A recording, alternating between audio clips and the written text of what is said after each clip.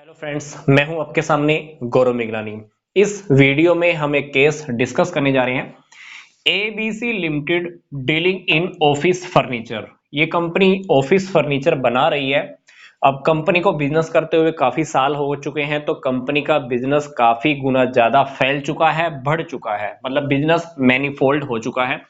Company अभी तक office furniture बना रही थी। अब कंपनी का प्लान है कि मैं होम फर्नीचर भी बनाना चाहती हूँ। और एट प्रेजेंट कंपनी का जो ऑर्गेनाइजेशनल स्ट्रक्चर है वो फंक्शनल स्ट्रक्चर है। मतलब कंपनी अभी इसी वक्त फंक्शनल स्ट्रक्चर को ही फॉलो कर रही है। अब कंपनी ने प्लान किया है कि मैं होम फर्नीचर भी बनाना चाहती हूँ, होम फर्नीचर के अंदर भी वो काम करना चाहती है। तो मतलब कंपनी अपने बिजनेस को और एक्सपेंड करना चाहती है। तो हमसे क्वेश्चन के अंदर ये पूछा जा रहा है कि जो ये एक्सपेंशन का प्लान कर रही है, तो इसको ध्यान में रख के क्या कंपनी को अपना ऑर्गेनाइजेशनल स्ट्रक्चर चेंज करना चाहिए? यदि हाँ तो क्यों, अगर नहीं तो भी क्यों?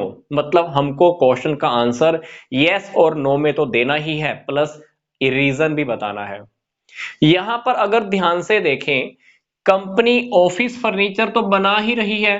अब अगर वो होम फर्नीचर भी बनाती है तो इस काम के लिए भी रॉ मटेरियल, मशीन्स, इक्विपमेंट इसको वही चाहिए होंगे जो ऑफिस फर्नीचर में काम आ रहे थे। तो सिंपल सी बात है, कंपनी को अपना ऑर्गेनाइजेशनल स्ट्रक्चर चेंज करने की जरूरत नहीं है। क्योंकि अगर कंपनी अपना बिजनेस बढ़ाना भी चाहती है, होम फर्नीचर बनाना भी चाहती है, इस काम को भी शुरू करना चाहती है, तो इसको रॉ मटेरियल, मशीन और इक्विपमेंट वही चाहिए होंगे जो वो ऑफिस फर्नीचर के लिए पहले से ही यूज कर रही है।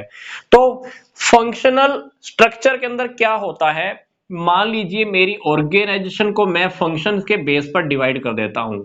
अगर मेरे पास ऐसा होता कि मान लो मैं पहले से लकड़ी में काम कर रहा हूं, अब मेरा बिजनेस लोहे का बिजनेस करने का भी है, तब तो मुझे ऑर्गेनाइजेशन को दो अलग अलग डिवीजन में डिवाइड करना होता। कि मान लो लकड़ी के लिए टिम्बर डिपार्टमेंट और मान लीजिए लोहे के लिए एक आयरन का डिपार्टमेंट, फिर तो मुझे दो अलग अलग डिवीजन बनानी पड़ती और ऑर्गेनाइजेशन का स्ट्रक्चर चेंज करना पड़ता।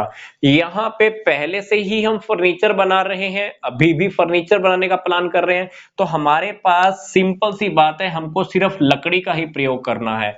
तो यहां पर हमको एक डिवीजन और बनाने की जरूरत नहीं है, हमको अपना स्ट्रक्चर चेंज करने की जरूरत नहीं है।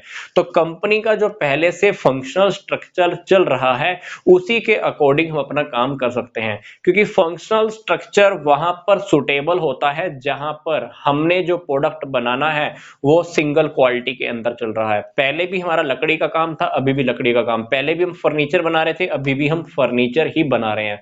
तो डेफिनेटली इस केस के अंदर हमको अपना ऑर्गेनाइजेशनल स्ट्रक्चर चेंज करने की जरूरत नहीं है।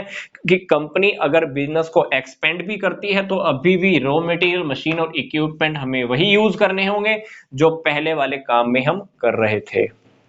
वीडियो ओवर करने से पहले मैं आपको बता देता हूं कि फंक्शनल स्ट्रक्चर हम वहां पर यूज कर सकते हैं जहां पर मेन प्रोडक्ट हमारा एक है।